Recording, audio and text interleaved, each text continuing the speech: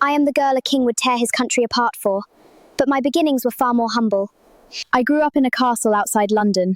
It was a quiet life until my ambitious father realized what I could be used for. When I was 13, my sister and I joined Princess Mary's entourage.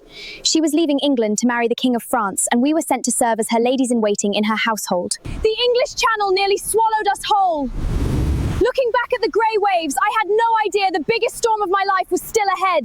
Princess Mary's marriage lasted 82 days. The old king died and she returned home. Meanwhile, my sister and I stayed in France, learning their fashions and customs. My sister caused a scandal. She became a mistress to the new king and was quickly sent home. I was now left in France, alone. After 7 years in France, the relationship between our nations soured. There was talk of war. I was ordered home by my father.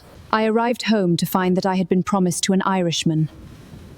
But the terms stalled, and instead of being shipped to Ireland, I was sent straight to the king's court. I made my court debut at the Chateauver pageant and entered service as a maid of honor to the Queen.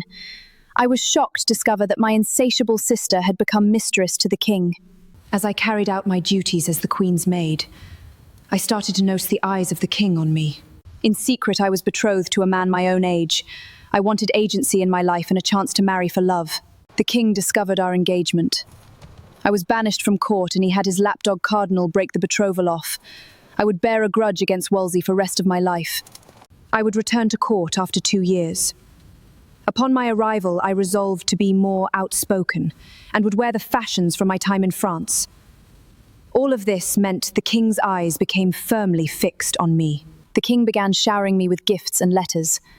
At first he wanted me as his mistress. I refused. I would frequently return home to escape from the glares at court. The king wanted only me and was desperate for a son. He attempted to have his marriage with the Queen set aside. When Rome refused, he didn't give in. He would install himself as head of the church. He set his marriage with the Queen aside. As a loyal subject, I could not say no to my king.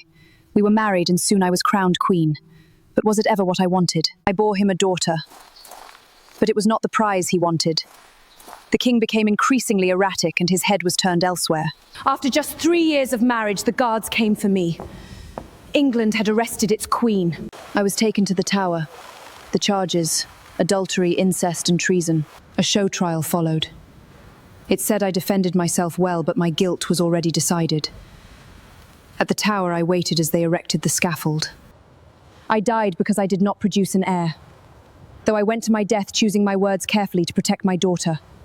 I was the first English queen to be executed, and while my reputation is immortal, it would ruin the king's forever.